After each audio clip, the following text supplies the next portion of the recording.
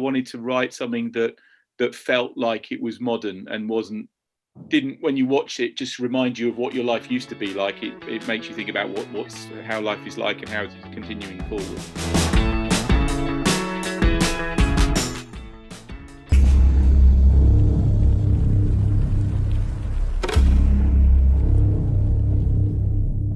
Ben, this film, I'm curious, what came first, your idea for this film or the pandemic? And because you said it in the kind of the narrative of a quarantine, but then kind of take a hard left outside of that. The pandemic and the COVID experience is happening all around us, and our lives still move on. So, but the idea was to write something that would be in the context of our current moment, but not necessarily talking directly about it, because we all know what that is. It's not that interesting, it's full of fear and horror, I'd felt that when I was looking at stuff after the lockdown had started in March, I felt like a lot of the cinema I was watching felt very old-fashioned, because it just didn't, it brought forward that problem that cinema's got, which is like it takes 2 or 3 years for things to come out. And so it's never been a medium that's had its finger completely on the pulse of what's going on. But in normal times, that doesn't matter. But when you have like a epoch-making moment, like what's just happening or is continuing to happen to us, it highlights that.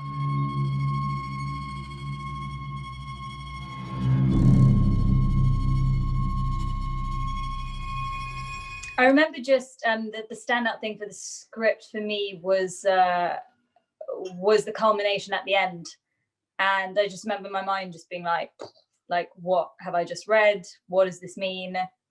What's happened? And I just loved the fact that I didn't have an answer, and I really was curious about what that meant for the sort of unraveling of it at the start, middle. So yeah, the end really just stuck with me for a bit, and I was curious to know more. That was the first impulse.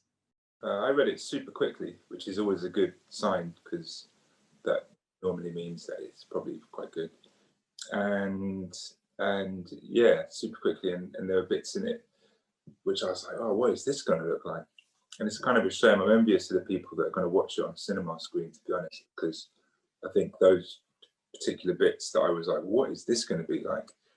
It would be felt well on a cinema screen with kind of good sound and all of that. Yeah, especially when you combine the whole sound and light and the colors at the end. Does it feel kind of like Ben, have you seen this in a cinema, and does it kind of feel like almost an immersive sound bath, the finale? Yeah, I've seen it in the mixing room, which is as big as a cinema. It's kind of overwhelming, which is what we wanted, so that, yeah, and it's that thing. But we have had various people have seen it on laptops and televisions and stuff as well, and that seems to work pretty well. But I think that, I was really happy to see that there were some screenings for Sundance that were cinema screenings. So I was like, oh, that's great. And it's the great sadness of this is not to be there at that first screening with the audience, because I think it was, it's designed as an audience film. I'd love to have been there to hear the gasps and the shrieks. Yeah, gasps. There'd be a good couple, well, more, but yeah, definitely some gasps. Yeah. That's a good follow-up question to that is, you did decide to release this film at Sundance, be it virtual, and not hold it for another year. I'm curious, why was it important for you to partake in a virtual Sundance and bring In the Earth Here? I think it's because the film itself, there is a school of thought where you go, right, well, you hold it back for the optimum version of the release for it in terms of that experience. But then the film itself wouldn't exist without COVID in the first place. So you can't have it both ways, and it's like if you hold it off longer, then by the time it comes out, it loses it's not as relevant as it was when you made it, and you fall into that same thing of it being like behind the headlines rather than at the same time as them. So the impulse for it was to make a film about the moment, and this is the moment, so it makes sense. The sound and light is a really important part of this film, and it's in nature, and you have all these strobes and you have all these speakers. As actors, were you also being bombarded with these sounds and these lights, and what was that experience like, or did you get like kind of a break from it? Yeah, getting bombarded with the lights and stuff, it was cool though. It's just nice to have, isn't it? It would be a shame if it wasn't they were kind of going, everyone was very careful about it actually, and they were like, don't stare too long. But I quite enjoyed it, to be honest. It was, I mean, when's that going to happen again? So there was this like sort of running build up to the moment when we'd like see it physically. You know, what are these lights? Because, you know, you just kept reading it and just kept talking about it. And it was like, well, what is this in it as a physical experience? Like, what are these strobes?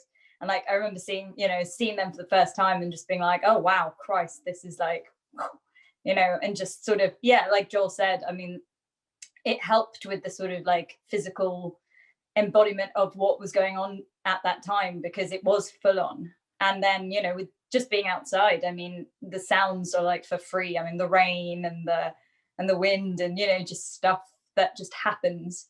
It was really very, very cool. Joel, your character, is in 4 months of isolation before we get to meet him. So did you use the actual quarantine to your advantage when you were playing this character? Yeah, I didn't really have to think about using it though, because that was the reality, isn't it?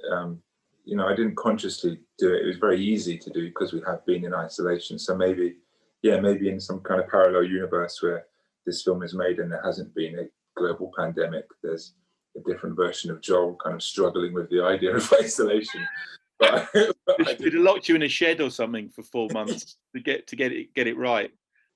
I mean, we talked to a lot of the crew. There was part of it was like none of us had worked, you know, and there's certain like physicality of being on set that people were actually worried about, going, well, you know, because crew are usually working all the time and they have a level of fitness, and people going, I haven't picked a box up for like, you know, I haven't moved a bit of equipment for 4 months. And so there was those conversations were going on in the background as well. But then on the flip side of it, we were all really happy to see each other because we hadn't worked. It felt very different to suddenly be on set again, even though we had all the restrictions of masks and stuff. Yeah, it was great.